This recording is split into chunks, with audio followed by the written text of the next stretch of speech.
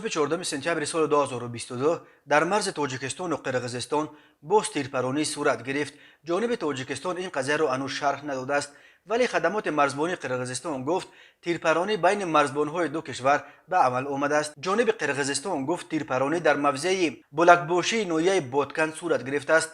ساکنان وارخ به بامداد خبر دادند که صبح 14 سپتامبر تیرپرانی در موضع پول افتابرویه جماعت وارخ اسفره روی داده است. جماعت وارخ حالا از چهار طرف در احاطه دهه‌های قرقیزنشین در مانده است و تنها یک راه ماشینگرد وارخ خواجه اعلی این جماعت را با اسفره و باقی قلمرو تاجیکستان میپیوندد. بنا به فرضیه خدماتی مرزبانان قرقیز، یک دسته مرزبانان قرقیز در موضع بلکبوشی گروه مرزبانهای تاجیک را دیدند که برخلاف توافقات قبلا به دست آمده در یک قطعه تشخیص نشده مرز موقع جنگی گرفتند. مرزبانهای قرقیز طلب کردند که مرزبانهای تاجیک این موضع را ترک کنند و گویا بعد این مرزبانهای تاجیک تیر کشاده از مینامیات‌ها نیز استفاده بردند.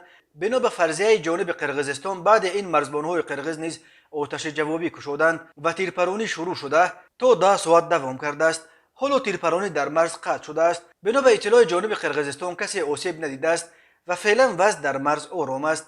در پی این تیرپرانی سردار ریاست نیروهای مرزبانی ولایت بادکند پلکوونیک خیالبک تالونبایف و سردار ریاست مرزبانی ولایت سوخ گنرال مایور پیرکزاده تلفنی مذاکرات انجام دادند و به دنبال رئیسان ولایت‌های بادکند و سوخت ولایت تاجیکستان سوخ عبدالکریم اولمبایف و رجبای احمدزاده وارد مذاکرات شدند. با گذشت بیش از 30 سال از سقوط اتحاد شوروی از 970 کیلومتر مرز تاجیکستان و قرقیزستان تا کنون بیش از 300 کیلومترش تعیین و علامت گذاری نشده است. در قطعه‌های بسته که در مرز تاجیکستان و قرقیزستان جایگیر شدند هر سر چند وقت بر اثر آب و زمین و چراگاه و راه مناقشه و رخ میدهند. این مناقشه و بعضا به تیرپرانی ها میپیچند و باعث علاقت مردم از دو طرف میشوند. در سالهای 2021 و 2022 در نتیجه ضدخوردهای مسلحانه در مرز دو کشور دست کم 59 نفر از جانب قرقیزستان و 23 نفر از طرف تاجیکستان کشته شده، حدود 270 نفر از هر دو طرف زخمی شدند. مرز اسفره و وارخ با نویه بادکن